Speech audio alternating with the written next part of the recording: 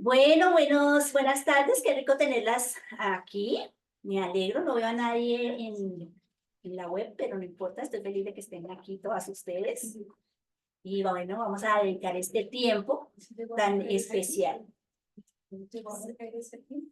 De pronto sería que el lindo llegó. Muy bien. Entonces, tal vez cuando la gente vio, o algunas de las mujeres que no están casadas y vieron la unión, vamos a hablar sobre la unidad del matrimonio, dijeron, este tema no me interesa a mí. Si esa fue lo que pensaron, pues qué tristeza, porque uno no debe dejar de aprender la voluntad de Dios si no está en esa condición, porque el llamado que Dios nos hace a todas nosotras es a tener en claro los principios para que también nosotros podamos enseñarlos, ¿sí? Entonces, hoy vamos a hablar sobre este principio tan importante que es la unidad de matrimonio, y les confieso que no es que yo me sienta, como le decía a Zuleibel, no es que yo me sienta que yo pueda decir que soy, pues, la panacea en este tema, ¿sí? Entiendo que como casada he visto muchas falencias en mi propio matrimonio y he tenido que superar muchos retos, pero creo que la palabra de Dios siempre nos aporta principios que tenemos que recordar y que son la base para no perder de vista la voluntad del Señor. Entonces, hoy vamos a hablar sobre eso tan especial que es la unión del matrimonio. Bienvenida, Araceli. Te veo ahí, no sé, te veo que estás ahí, pero no veo tu cámara. No sé qué pasa, pero sé que estás ahí. Hola Marcelita, buenas tardes. Buenas Sí, tardes. aquí estoy. Buenas tardes para todas también. Y buenas tardes a todos. Muy bien, entonces vamos a compartir aquí la pantalla y damos inicio a nuestro tema de hoy.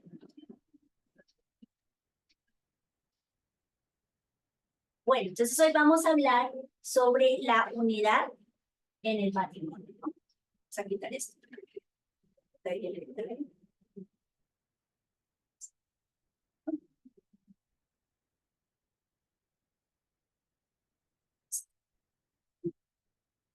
Cuando nosotras hablamos de la unidad del matrimonio, pues nos toca encontrar las bases en las escrituras para este tema, ¿cierto? Entonces, vamos a comenzar viendo, digamos, los versículos donde se fundamenta, donde comienza esa idea de unidad en el matrimonio. Yo les voy a pedir, pues ahí están los versículos, pero cada una de ustedes va a leerlo desde ahí donde estaba. Entonces, Angie, me vas a leer desde allá Génesis 2:24, así con voz tronante. Luego va a leer Tatiana, Mateo 19:6. Zairita, 1 Corintios 7:2. Dianita, Efesios 5:31, y acuérdense porque yo después no voy a volver a acordarme a quién se lo dije, y Zuli, Primera de Timoteo 3:2. Primera de Timoteo 3:2.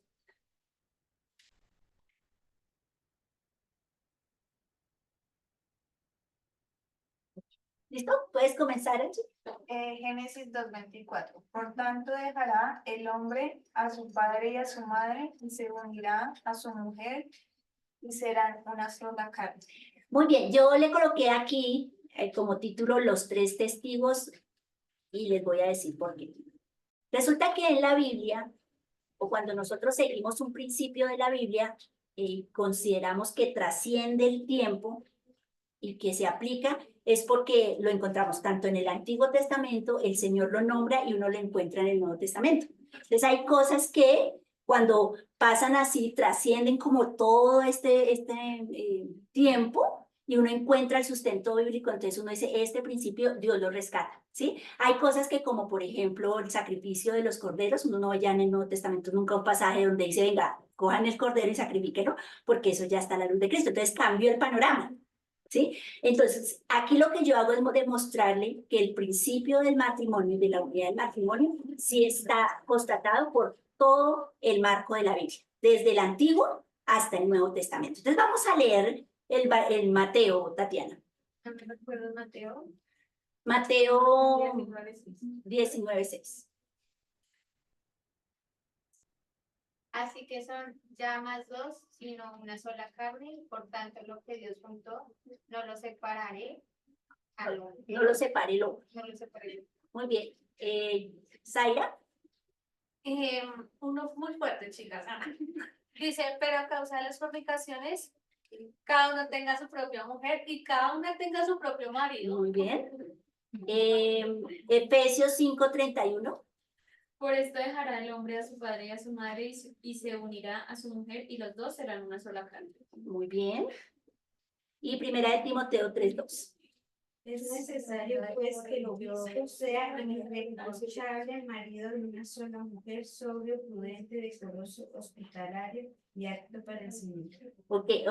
Entonces, si vemos aquí, la unión matrimonial está establecida, ¿no? Vemos todo el recorrido y cómo ese es una verdad que Dios sigue defendiendo. Aún en el Nuevo Testamento es muy bonito porque digamos que aunque defiende no solo la unidad, sino aquí también se ve la monogamia en un sentido. ¿Por qué? Porque los diáconos, los ancianos, ¿cierto? Se les dice que sean maridos de una sola mujer.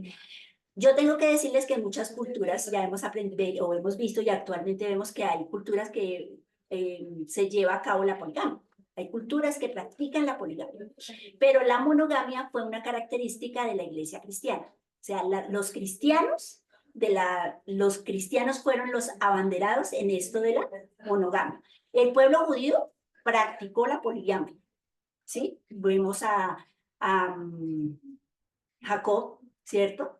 Vemos a David, vemos a Salomón, ¿cierto? Que ellos practicaron la poligamia, pero en el Nuevo Testamento, pues la monogamia se instituye como algo muy importante. Y digamos que esa importancia se le ve en el sentido de que el liderazgo no se le pide que si quiere, es una característica que debe mostrar, ¿no es cierto? Muy bien. Entonces, es un rasgo importante. Comenzando con Génesis, es interesante que se muestra que esa unidad tiene como unos desapegos, unos desarraigos. Dice, por tanto dejará el hombre a su padre y a su madre y se unirá a su mujer. Aquí tenemos que entender algo. Miren que cuando dicen dejará a su padre y a su madre, no es que no van a volver a visitarlos, ni que no iban a tener una relación con ellos o que ya no los iban a tener en cuenta.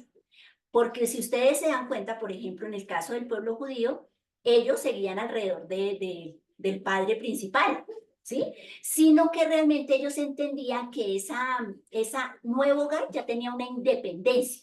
Habían unas cosas que los conectaban como tribu, porque ellos casi se manejaban, era como tribu. Entonces, pero a nivel de pareja, ellos tenían ya una independencia. Entonces, no se esperaba, pues, que ellos como pareja dependieran ya de sus padres, sino que había esa separación. Y se muestra, ¿no? Ahí. Esta unidad preciosa que Dios establece con Adán y Eva tenía algunas características importantes. Entonces, el plan original, cuando Dios formó esa unidad, es que el hombre y la mujer iban a depender ¿de quién? En el estado perfecto, ¿dependían de quién? De Dios, ¿cierto? Porque por eso hablábamos que ese era un estado perfecto. Ellos dependían de Dios. La segunda cosa importante que podemos ver es que ellos, como pareja, se veían como similares. Ellos no estaban viendo al otro como menos. Ellos no tenían un sentido de rivalidad, de competencia, ¿sí? Ellos no se estaban viendo, venga, que no. Ellos se veían como similares. Y yo quiero que leamos Génesis 1:26 y yo quiero que leamos Génesis 2:23. 1:26 y 2:23. Cualquiera que lo lea, está bien.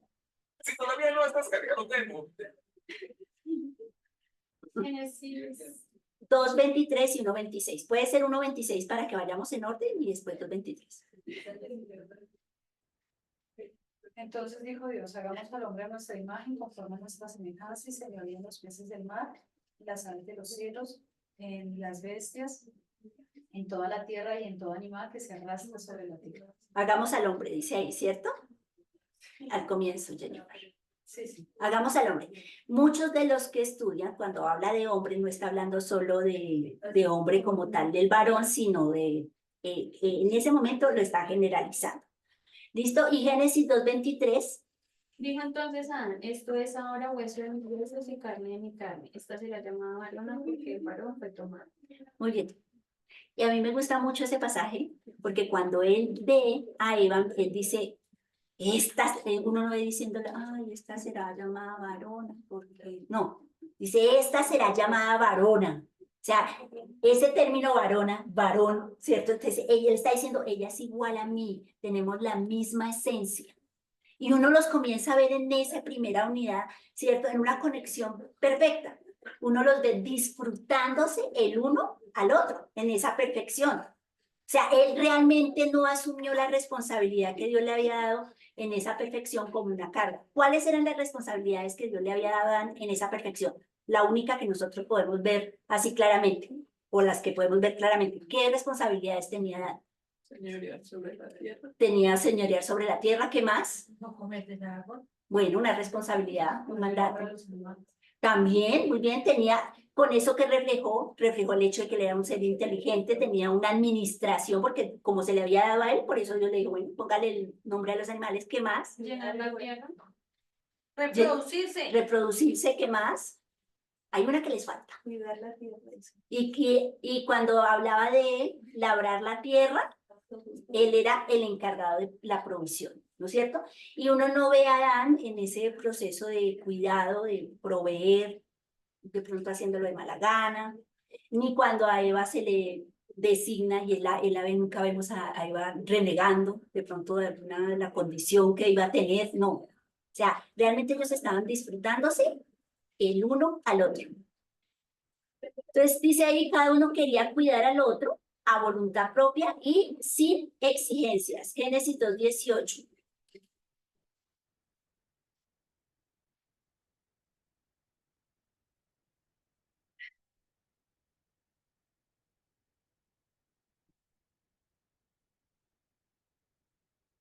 No, Jehová Dios, es bueno que el hombre esté solo, le ayuda idónea para él. Muy bien. Entonces aquí uno entra, tiene que analizar este pasaje porque pues dice, no es bueno que el hombre esté solo. Entonces uno dice, pero nosotros decimos que todo lo que el hombre necesita es Dios. Entonces, ¿para qué creó a Eva? El hombre, siempre enseñamos eso, ¿no? Que el hombre está, lo que necesita realmente es a Dios, pero entonces, ¿por qué creó a Eva? Y además dijo Susana, y me gustó mucho el punto que ella dijo, no es bueno que el hombre esté solo. ¿Acaso con Dios no era suficiente? ¿Qué piensa? Porque oigo ideas. Para llenar la tierra, pues la y crearlas. Muy bien. ¿Será que solo era por el aspecto de reproducirnos? Es y todo lo que eso implicaba.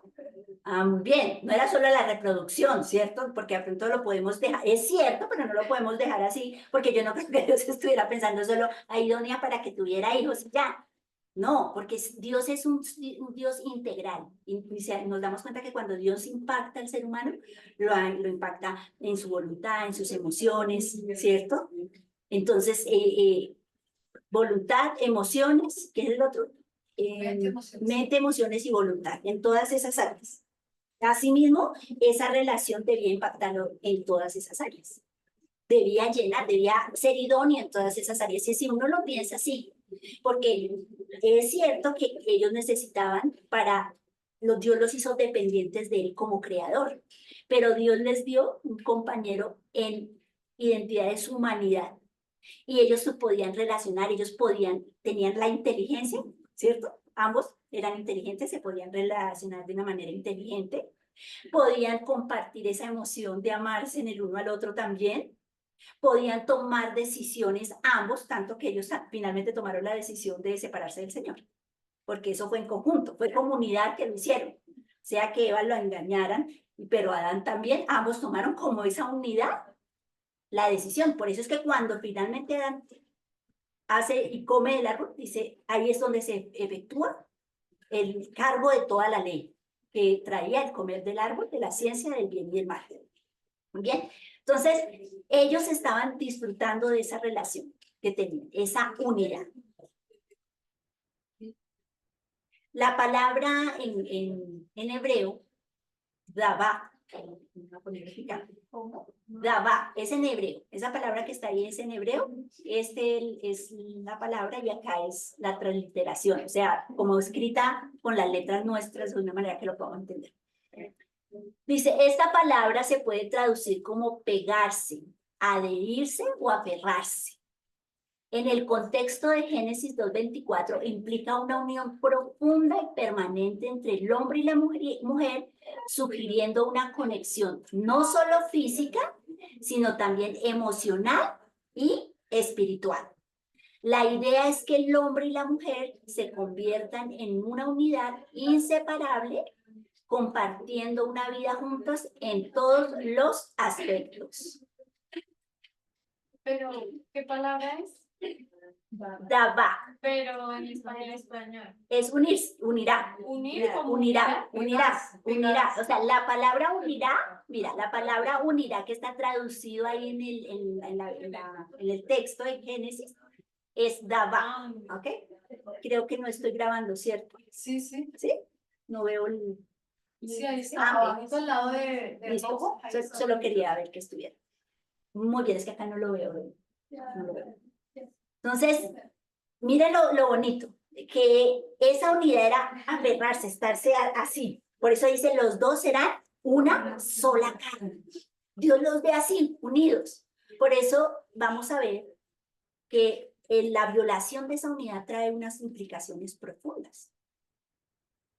La violación de esa unidad trae implicaciones profundas emocionales, físicas y espirituales, porque ninguna violación a un principio no puede afectar, no puedo decir, solo me afecta lo físico, ay, solo me va a afectar lo emocional, solo me va, no, afecta la integridad a través del ser.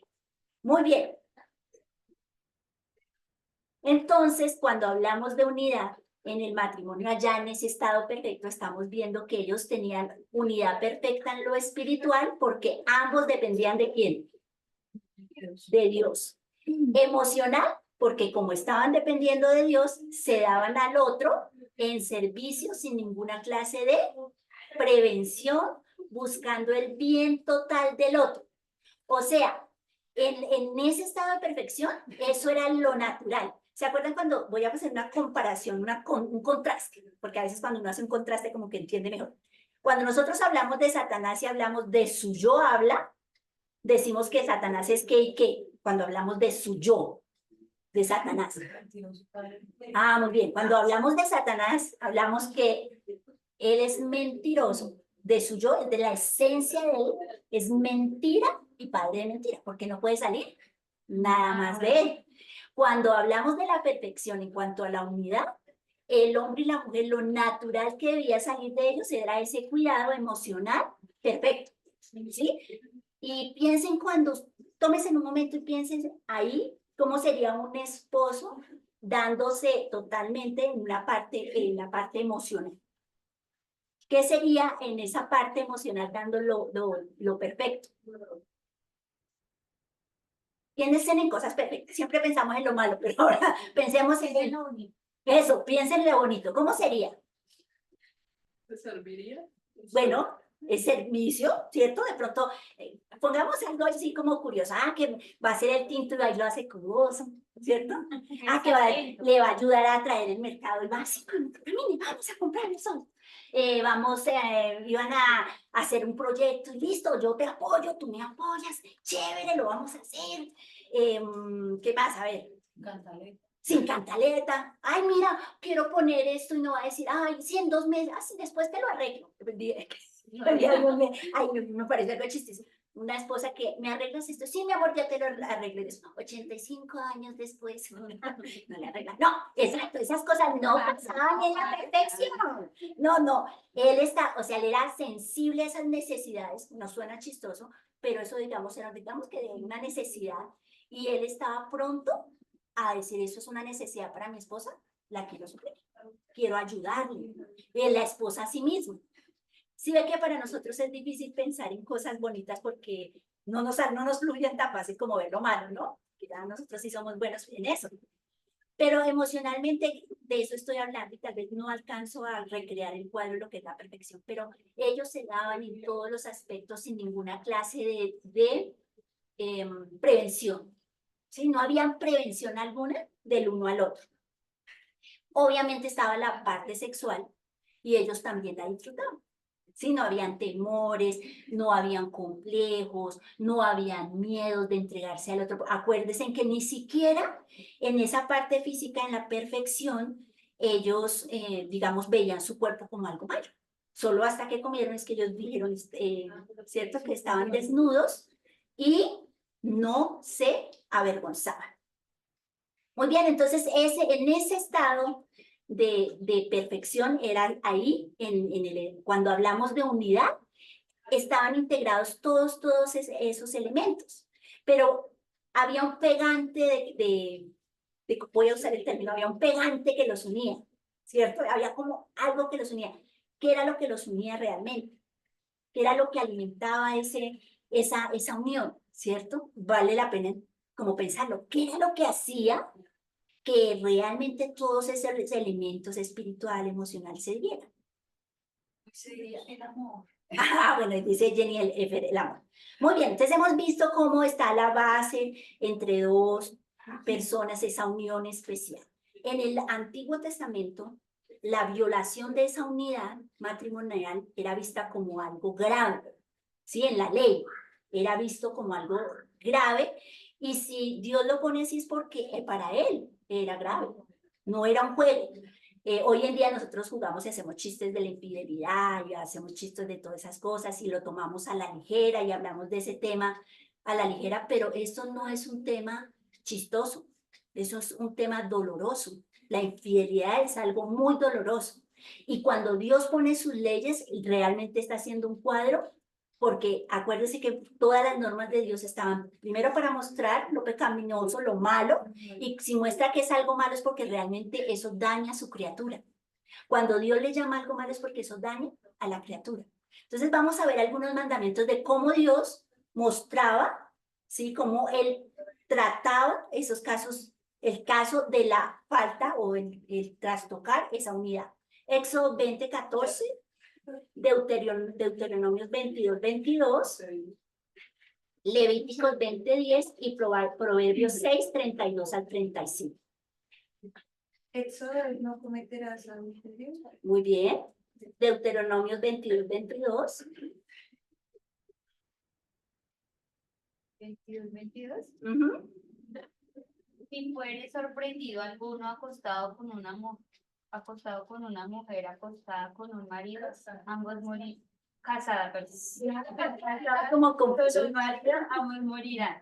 El hombre que se acostó con la mujer y la mujer también. Así quitarás el mal de Israel. Muy bien. Listo. Levíticos 20:10.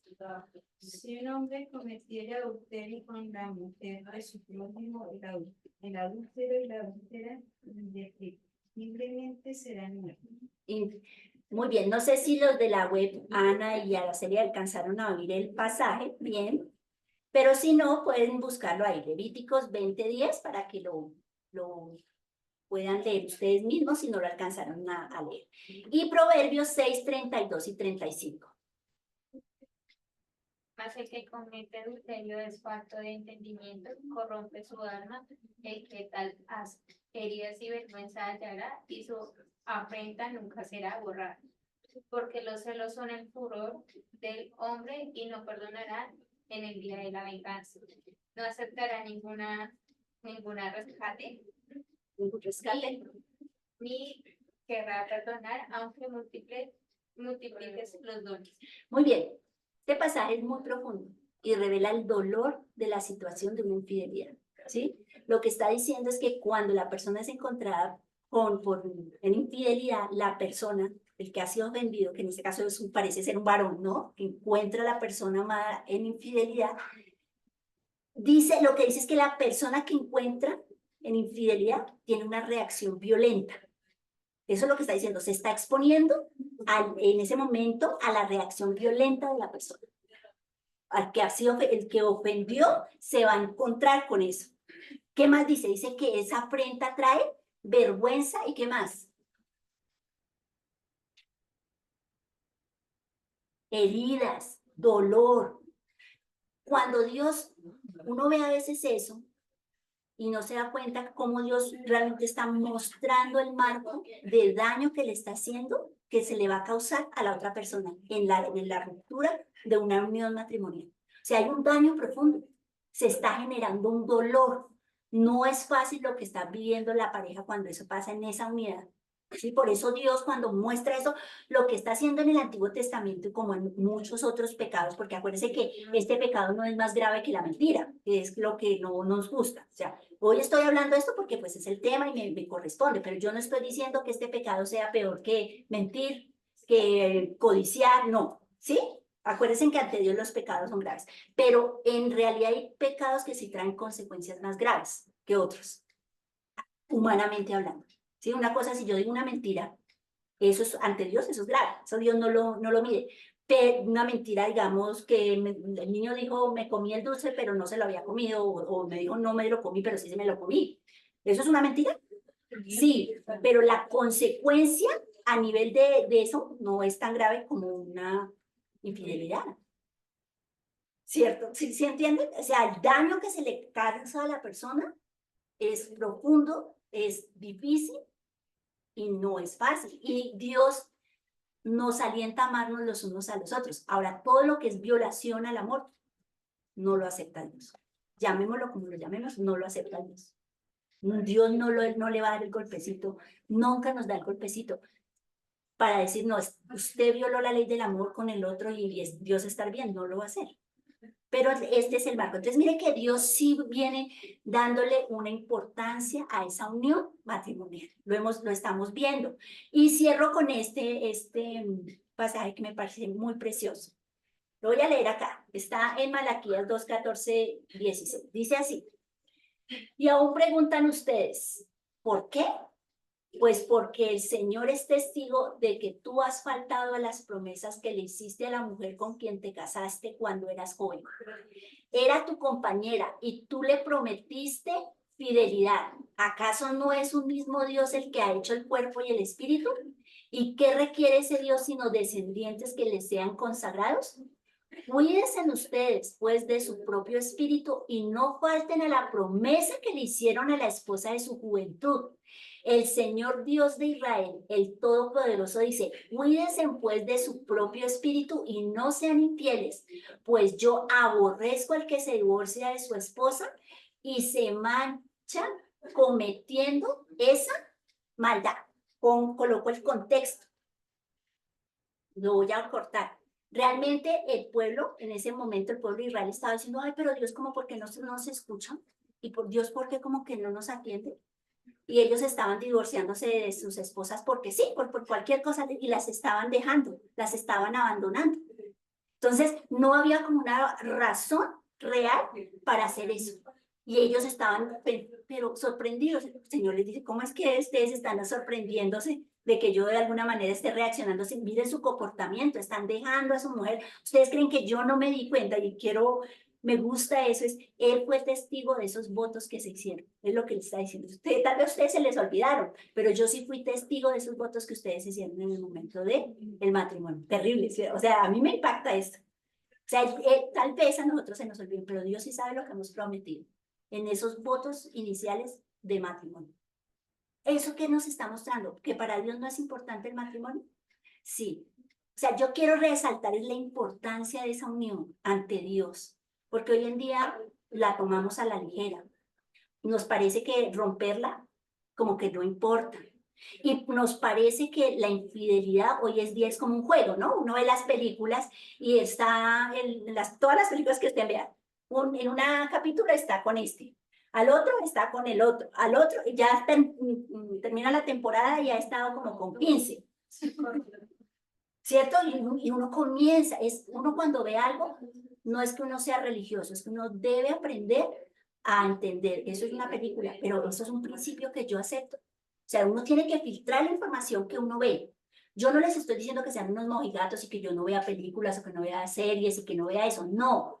Pero siempre ustedes hagan el análisis. O sea, ¿eso es un valor mío? O sea, yo estoy de acuerdo con que una relación entre dos personas es así, chévere, que yo me estoy con un rato con uno, me estoy un rato con el otro, estoy un rato con el otro. Eso es un valor. Uno tiene que decir, no es un valor mío. Lo puedo ver la película, pero a veces es bueno mentalmente hacer esa reflexión y darle el valor que Dios le da. Para Dios sí es importante ese voto. Para Dios sí es importante esa unión. Lo vimos porque lo pone en Génesis y cuando nombramos o leímos Mateo 19, ¿quién estaba diciendo eso? ¿Quién estaba volviendo a recordar el principio ahí en Mateo? ¿Saben quién lo estaba recordando? El Señor Jesús. Tanto que él, vienen después los fariseos y le dicen, no, es que este tenía no sé cuántas esposas y entonces cuántas no será, como si se muere el esposo, entonces en el cielo de quién va a ser esposa y bueno, como embolatándolo, ¿no? Y él les explica y le dice, ustedes realmente son duros de corazón, han dado divorcio porque ustedes son duros, pero realmente Dios hizo esa unión para que no se separaran. Y ellos se van aterrados. No, eso, ¿quién va a hacer eso?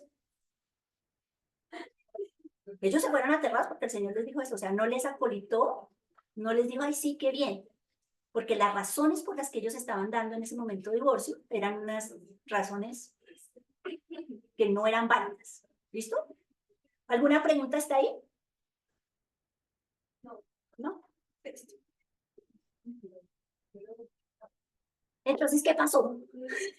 Hasta ahí todo iba bien, ¿no? O sea, Dios sí quería que esa unión fuera preciosa, que hubiera esa entrega, Dios la ve como algo muy importante. O sea, con esos pasajes yo les estoy tratando de revelar un poquito el corazón de Dios, de cómo Él ve esa unión, o sea, el celo que Dios tiene ante esa unión.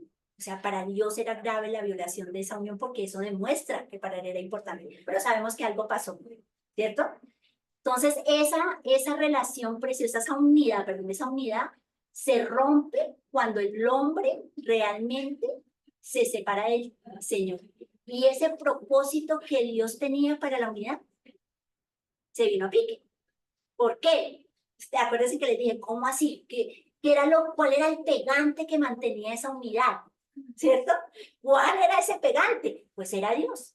Esa unidad solo era sostenible de la mano con el Creador, ya que Él era quien daba todo lo necesario para mantener esa unidad sana. No quiero leer esa parte de abajo, no sé por qué sale la barrita ahí, pero bueno. ¿Por qué era Dios el que mantenía o podía mantener esa unidad? Porque ellos se sentían amados, escuchados, protegidos con propósito, y eso les proporcionaba un mundo estable. Podían, por lo tanto, dar, pues la fuente era ¿quién? Dios mismo, ¿sí? La fuente que ellos tenían era Dios. Dios era eso estable. Acuérdense que ustedes han oído el dicho que al árbol que uno se arrima buena sombra lo acobija, ¿cierto? Cuando uno está bebiendo de algo o depende de algo, pues de eso mismo da. Si uno come algo saludable, el cuerpo lo refleja. Si uno hace ejercicios, el cuerpo lo refleja. Si Dios era lo más saludable, lo mejor, y ellos dependían, ellos se sentían satisfechos. En ese sentido, a nivel profundo, Dios sí los sostenía, Dios les mantenía. Pero una vez ellos se separan de esa fuente, pues ellos ya no tuvieron ese recurso para echar mano. ¿Qué pasa si ya Dios no estaba? ¿Qué iban a hacer? Si ya no está Dios, está de todos modos la necesidad. O sea, quedó la necesidad de Dios, porque Dios ya no estaba. Y esa necesidad, cuando uno tiene necesidad, ¿qué quiere hacer con una necesidad? Suplirle. Sea como sea, uno la quiere suplir. Si ya no está la fuente que lo suple profundamente, pues uno la trata de suplir con lo que venga. Dice entonces, entró la maldad, o sea, el pecado como tal.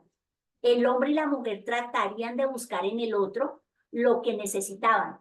Dios ya no estaba en escena. Su énfasis sería en el aspecto que externo, es decir, en la experiencia física o emocional. La meta no sería servir al otro, sino que sacar el mejor provecho.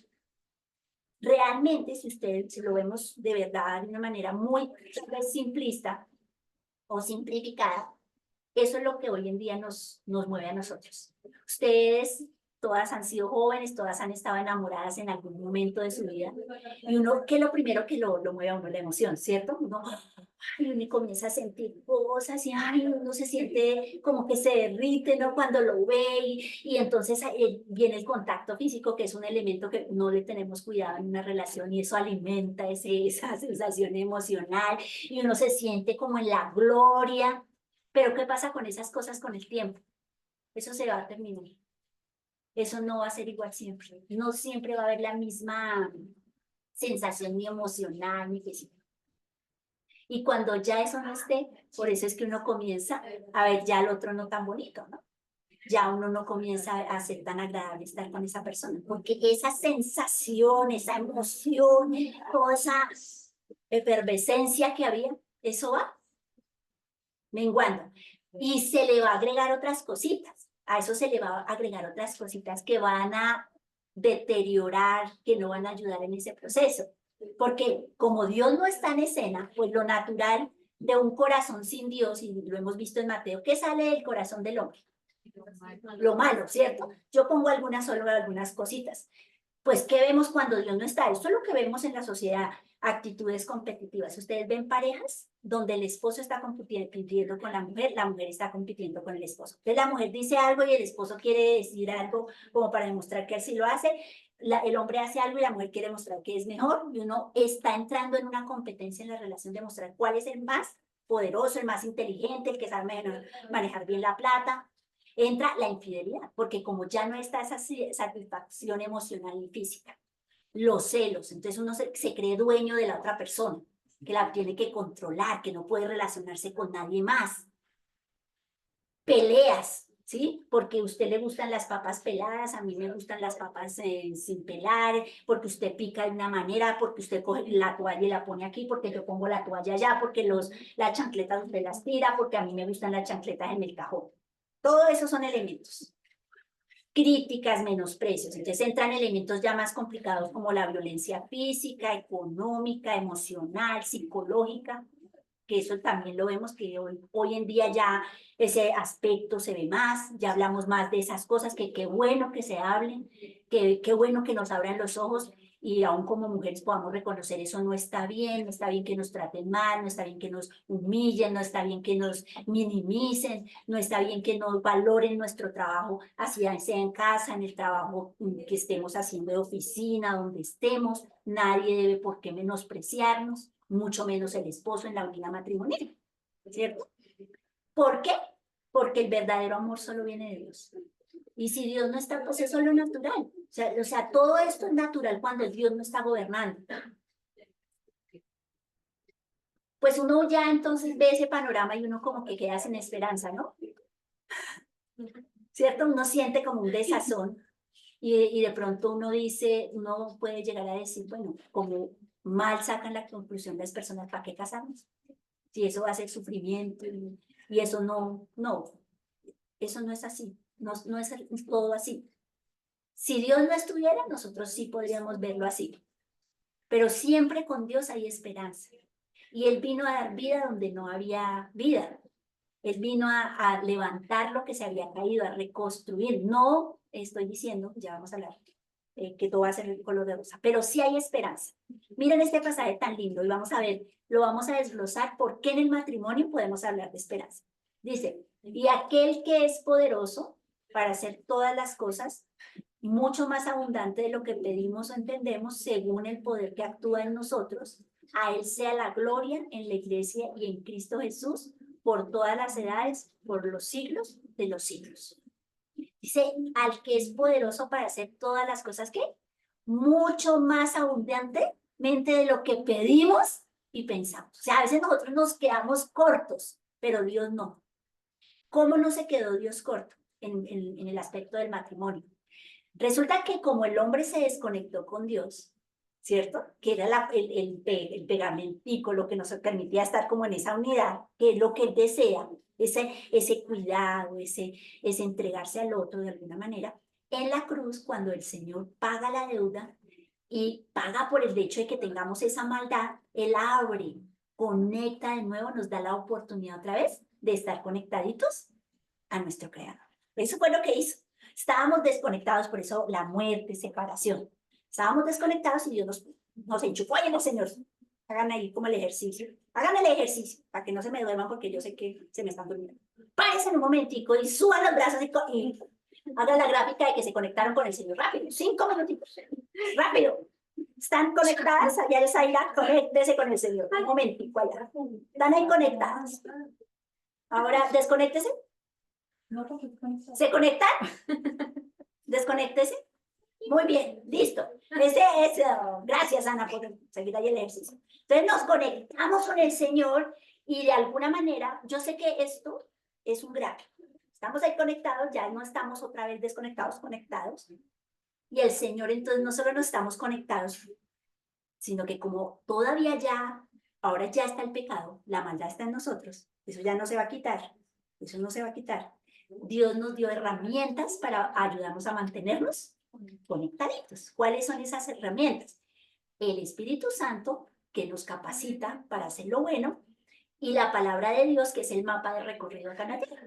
O sea, para no perdernos acá de nuestro camino celestial, espiritual, la Escritura Dios nos la da. ¿Qué pasa? ¿Cómo va a funcionar? Pues aquí sí se requiere de un trabajo mutuo, de un componente de equipo, de que por eso uno habla de que, oye, no te unas con yugo desigual con un incrédulo, porque sí va a haber un conflicto de intereses, por así decirlo. La hija de Dios va a querer agradar a Dios, va a querer buscar a Dios, va a querer seguir los principios de Dios. El no creyente, él no tiene esa necesidad, porque él no la ve importante, porque él no va a querer hacer lo que a Dios le agrada, porque él va a querer seguir otro camino diferente al Señor. Y entonces, ¿qué van a encontrar? Una serie de choques donde usted va a sufrir, porque usted va a sufrir porque usted sabe que de pronto él va a querer que usted haga cosas que le desagradan a su Señor, ¿cierto? Pero usted también ya está ahí metido, ya, ¿sí? Uno no quiere eso. Pero ¿qué pasa? El Señor sí ha provisto de elementos para ayudar en esa relación. Entonces ahí está la oración, está pensar lo bueno, la misericordia, el respeto, la paciencia, el exhortarse, el perdón. Todo eso son los principios que Dios, con los que Dios nutre el matrimonio ahora como hijos de Dios. ¿Para qué? Para ayudarnos a mantener en esa unidad. Todo eso es necesario porque hay pecado. Si no hubiera pecado, nosotros pues no necesitaríamos perdonar, pensar lo bueno de la otra persona, orar por la persona. Esto no era necesario en un mundo perfecto, pero en un mundo imperfecto sí se hizo necesario y Dios por eso lo proveyó. Por eso nos dice, mire, yo pagué y ustedes pueden hacer esto. ¿Eso qué quiere decir? Aquí viene la parte triste. Eso quiere decir que entonces ya todo irá bien en nuestro matrimonio por ser hijos de Dios. ¿Ustedes qué piensan? ¿Eso es lo que está diciendo el Señor? ¿Que todo va a ser color de rosa? Aunque era la idea. En la perfección, la idea era que todo fuera color de rosa, pero en la realidad, ¿cierto? Eso es imposible. La promesa no es que vamos a ser librados de todo lo malo. Más bien, la promesa de Dios es que Él estará cercano. El camino de la dependencia y dirección de Dios no siempre es el camino más fácil. Habrá momentos duros y dolorosos en el matrimonio, triunfos y fracasos, pero la esperanza de que el que comenzó la buena obra la terminará, mantendrá al Hijo de Dios fiel al propósito de honrarle a Él ante todo. ¿Cierto? No se puede garantizar tampoco que los cónyuges estarán siempre aferrados a la voluntad de Dios. Puede ser muy posible en vez del camino a la obediencia e independencia del Señor, cualquiera de los dos opte por uno de complacencia y placer propio. Pero si el enfoque de cualquiera de los dos es tener su mirada en el Señor, no importarán las circunstancias por las que tengan que pasar, Dios le guiará al puerto seguro ¿de qué? De su voluntad. Y yo quiero tratar algo aquí y que seamos sensibles y cuidadosos con esto. El deseo de Dios es mantener la unidad del matrimonio. Debemos defender los matrimonios, debemos cuidar esa unidad, debemos hacer todo lo que esté a nuestro alrededor para proteger. Les decía a las chicas que gratamente, que en mi libreta de oración, hice la lista para orar por los matrimonios y me di cuenta que en la iglesia son muchos los matrimonios de nuestra iglesia. Nuestra iglesia está conformada por muchos matrimonios. Y eso es lindo, porque eso quiere decir que es un valor importante para nosotros. Eso no quiere decir que los matrimonios no pasen por las duras y las maduras, que no vayan a haber cosas feas, que no vayan a haber desagravios, que no vayan a haber cosas que nos destruyan el corazón. Pero nosotros debemos estar convencidos de que estos principios que yo les mostré a grosso modo, y no puedo profundizar en todos ellos, sí son un aderezo que Dios nos da. Que si los involucramos, que si vamos de la mano del Señor, Él nos va a ayudar en ese proceso de cuidar nuestros matrimonios. Pero Pablo dijo algo acá, dice, pero a los que están unidos en matrimonio, mando no yo, sino el Señor, que la mujer no se separe del marido. Y si se separa, quédese sin casar, o reconcíliese con su marido y que el marido no abandone a su mujer. Es duro, pero también hay momentos donde las parejas también tienen que separarse. Hay puntos donde las cosas se complican. Y no es la primera opción que debemos tomar. No es que, ay, mi esposo cocina no sé qué y me dijo tal cosa y me voy para donde mi mamá. Porque eso nos enseñaron a nosotras, ¿no? Se puso la cosa, me voy para donde mi mamá, ya, hoy. No, señora. No. Mi mamá tenía un dicho, el que se casa tiene casa y costalito para la plaza. Eso quiere decir, la dependencia que usted tenía conmigo La perdió. se cortó. Eso mi mamá me lo dijo claro a mí. Usted sale de la casa y usted va para su hogar. Eso tiene un extremo malo, ¿no? Que si la mujer está siendo maltratada por el esposo y entonces ella sabe que no tiene dónde ir al refugio, pues no es eso lo que tampoco es extremo. Nuestras puertas siempre deben estar abiertas en caso de una agresión contra la mujer. Como madres, si ustedes de pronto un día van a ser madres, amigas, hermanas, deben proteger a la persona que está en vulnerabilidad. Eso lo debemos hacer. Dios nos manda a cuidarla. En este tiempo nos manda a ser sensibles en esas cosas. Pero otra vez, en los tiempos difíciles, cuando una hermana está pasando por un momento donde ha tenido que tomar decisiones cruciales, nosotros debemos ser muy sensibles, muy cuidadosos con juzgar, muy cuidadosos con criticar, porque ninguna sabe, como dicen, con la sed que bebe otro. Eso es un dicho popular no bíblico, ¿no? No van a decir, no me van a pedir la cita bíblica de esa frase, pero es un dicho popular. Las personas a veces tienen que tomar decisiones. Cuando la decisión que yo tomo de separarme es por amor al otro, para enseñar, para poner un límite porque me están dañando, Dios lo va a respaldar. Aunque es doloroso. ¿Sí me hago entender? No es la decisión de que, ay, es que yo me voy porque es que no me gusta, porque hoy nos peleamos, entonces ya me voy a divorciar, porque hoy es lo que todo se divorcia. Por la primera cosita que les pasa, ya quieren divorciarse. Pero no es así. A veces uno tiene que ser resiliente en ese matrimonio. Mantener, si usted está caminando en un principio, si usted está orando, si usted está pidiéndole dirección al Señor, el Señor, créame que le guiará.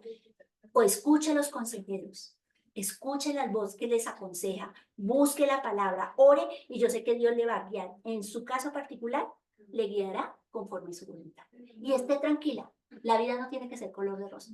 Hay momentos, y uno lo aprende con la experiencia en el matrimonio, momentos muy amargos, muy duros, pero yo sí creo que Dios está en medio de nosotros como hijos. Dios no nos ha desamparado, ni nos va a dejar en esta empresa. Él siempre está con nosotros, ¿listo? Entonces, complicado, no puedo dar todo. Esto solo es como un brochazo.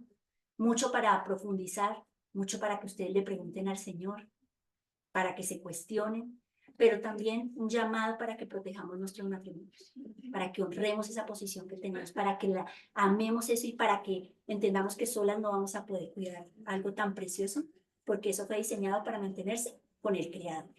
Lejos del Señor, el Señor dice, apartados de mí, nada podéis hacer. Vamos a repetir, ¿listo? Apartados de mí, nada podéis hacer. Entonces, no piensen que su matrimonio va a tener buen éxito sin el Señor. Si pasan momentos difíciles, pero están con el Señor, tranquilos. Dios guiará su voluntad si ustedes están dependiendo. Yo creo eso. Vamos a orar y terminamos esta enseñanza. Padre Santo, te doy muchas gracias, Señor, por este tiempo. Gracias, Señor, porque yo sé que tú amas el matrimonio, tú amas esta unidad. Tú la has protegido, la protegiste y dejaste principios principios para que los esposos sepan cómo tratarse, principios para que lo mantengamos.